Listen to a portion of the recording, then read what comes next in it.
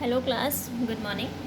So, as you know that we have started chapter 4, that is globalization and the Indian economy in lecture 1, okay?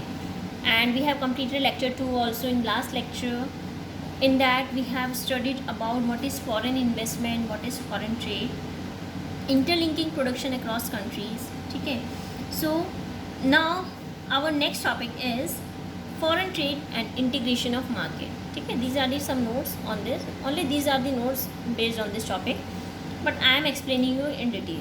Okay, for a longer period, foreign trade remained the main channel connecting countries. In history, you must have read about the trade routes connecting India and South Asia to markets both in the East and West, and an extensive trade that took place along these routes.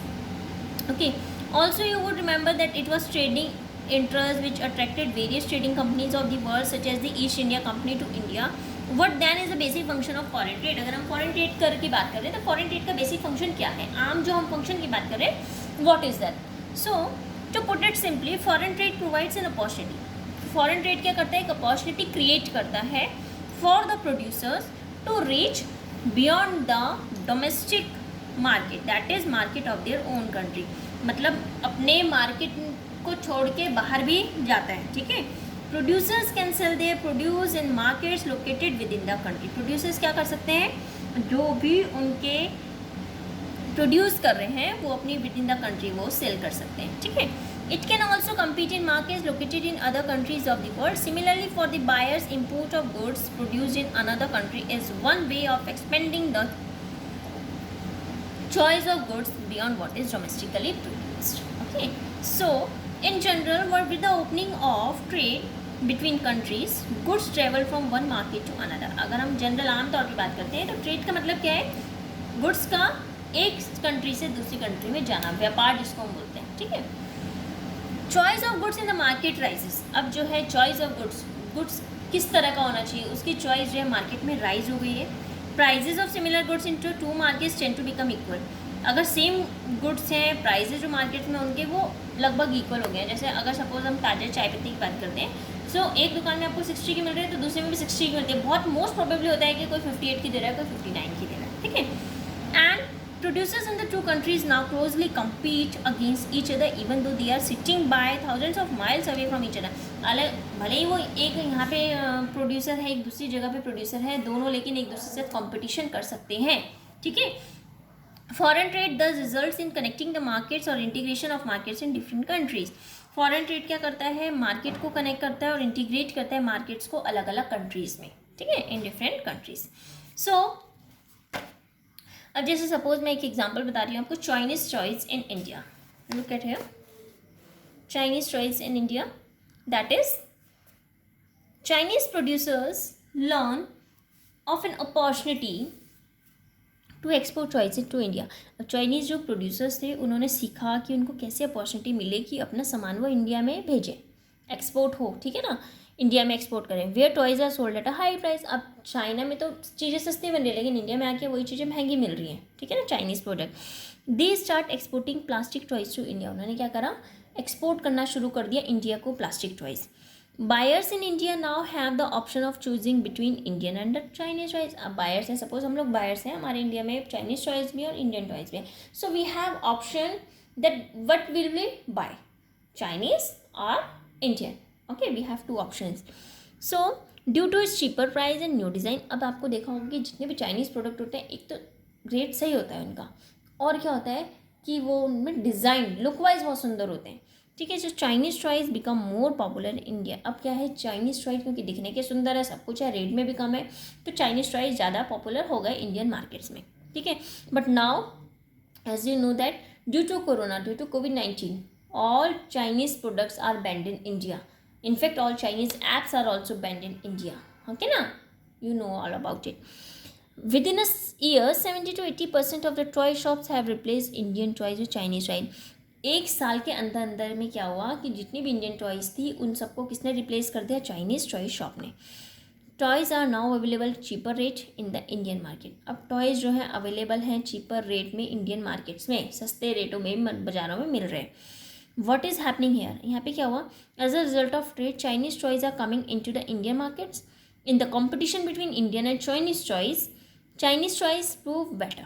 Chinese choice ज़्यादा better हुए। क्यों? क्योंकि look wise अच्छे हैं, rate में सही है, ठीक है, और हर कोई उसी को प्रेफर करता है जो एक तो उनको सस्ता पड़े और दिखने में भी अच्छा हो, ठीक है। सो Indian buyers now have a greater choice of toys and at lower price. For the Chinese toy makers, this provides an opportunity to expand business. अब जो चाइनीज़ टॉयज मेकर्स हैं उसने क्या करा, इसने उनको अपॉर्चुनिटी दी कि ताकि वो अपना एक बिजनेस को एक्सपेंड कर सकें। The same is not true for Indian toy makers, लेकिन ये जो है अगर हम इंडियन टॉय मेकर्स की बात करें तो उनके लिए सेम नहीं है। They face losses as their toys are selling much less. वो जो है लॉस क्रिएट हो रहा है, क्यों? क्योंकि उनके टॉयज वगैरह कम बिक रहे हैं मार्केट में, ठीक है। अब यहाँ पे देखो, let us see the effect of foreign trade through the example of Chinese toys in the market. अब देखो चाइनीज़ टॉयज और इसमें देखो ये वाली शॉप देखो और ये वाली शॉप देखो, ठीक है। तो क्या है, इसमें आपको दिख रहा होगा कि किस तरीके से चाइनीज़ टॉयज ने हमारे इंडियन मार्केट्स को बंद कर दिया है। अगर हम बात करते हैं, देखो लेट्स वर्क दिस आउट में इसमें क्वेश्चंस हैं और आपको ये जो let's work this out questions हैं ये भी आपको फिर अपनी नोटबुक में करने हैं, ठीक है, as a homework with the home assignment. I will also give these questions in your home assignment. So what was the main channel connecting to in the past, how is it different now, किस तरह से different है, ठीक है, you have to write it. How will the import of steel from India, you have to think about it and then write answers in your own words, okay. Don't see here and there, don't google it, just think and write, ठीक है. Answer should be in your own wordings, okay. So this is the foreign trade and integration of markets. Integrate कैसे हुआ, foreign trade क्या है, ठीक है, तो ये इसके बारे में है। इसके बाद हम लोग ग्लोबलाइजेशन के बारे में पढ़ेंगे। ग्लोबलाइजेशन के बारे में हम लोग नेक्स्ट लेक्चर में पढ़ेंगे। तो इससे पहले अब हम लोग एक बार जो हमने अभी तक पढ़ा है तो उसके बारे में एक बार आपको मैं दोबारा से रिवाइज करा रही हूँ। हम लोगों ने जो स्टार्टिंग करी थी वो एमएनसी से करी थी कि एमएनसी क्या होता है, क्या होता है एमएनसी। जैसे मैंने आप लोगों को बताया था एमएनसी क्या है, कंपनी है। MNC is a company that owns or controls production in more than one nation. MNCs set up offices and factories for production in those regions where they can get cheap labor and other resources. This is done so that the cost of production is low and the MNCs can earn greater profits. ठीक है, तो ये मैंने आपको बताया था MNC के बारे में। इसके बाद हम लोग नेक्स्ट उसमें आए थे। नेक्स्ट में हमने पढ़ा था interlinking production across country. MNC मैंने बताया था कि एमएनसी अपने फैक्ट्रीज़ वगैरह, अपने ऑफिस वगैरह कहाँ पे रखती है, जो मार्केट की क्लोज होती है, जहाँ पे उनको चीप लेबर मिलती है, ठीक है ना। एमएनसी वहाँ पे अपनी कंपनी को सेटअप कर देती है। एमएनसी क्या करती है, जॉइंटली काम करती है कुछ लोकल कंपनीज़ के साथ में कभी कभी, ताकि क्या होता है उससे लोकल कंपनीज़ को भी फ़ायदा होता है। एक तो उस एमएनसी जो उनको प्रोवाइड करती है मनी एडिशनल इन्वेस्टमेंट के लिए, और दूसरा क्या करती है एमएनसी जो है लेटेस्ट टेक्नोलॉजी प्रोडक्शन के लिए खरीदती है, ठीक है। अच्छा, इसके बाद हमारा मैंने आपको बताया था कि इन्वेस्टमेंट क्या होता है, फॉरेन इन्वेस्टमेंट क्या होता है। तो इन्वेस्टमेंट क्या है, जो हम मनी स्पेंड करते हैं टू बाय असेट्स। अगर हमने असेट्स खरीदने हैं, लैंड, बिल्डिंग, मशीन्स और अदर इक्विपमेंट, तो उसको तो हमने इन्वेस्टमेंट कहा। क्यों? क्योंकि हमने पैसे वहाँ पे इन्वेस्ट किए। लेकिन जो इन्वेस्टमेंट एमएनसीज करती हैं उसको हम क्या बोलते हैं, उसे हम बोलते हैं फॉरेन इन्वेस्टमेंट। तो investment made by MNCs is called foreign investment, okay. जो भी इन्वेस्टमेंट होती है वो इसी एक्सपेक्टेशन से होती है कि हमने ये एसेट्स खरीदना है तो हमें इससे फ़ायदा होगा। हम किसी भी चीज़ में इन्वेस्टमेंट करते हैं तो इसी उसमें करते हैं कि हमें इससे प्रॉफिट होगा, ठीक है। सो ये हमने एमएनसी के बारे में पढ़ा था। फॉरेन इन्वेस्टमेंट, फॉरेन ट्रेड पढ़ लिया था। जो हमने अब पढ़ा है ये है foreign trade and integration of markets, ठीक है। अच्छा, अगर मैं बात करती हूँ